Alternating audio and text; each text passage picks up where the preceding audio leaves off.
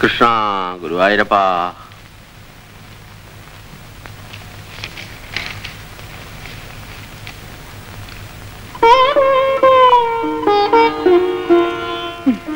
ഞാനും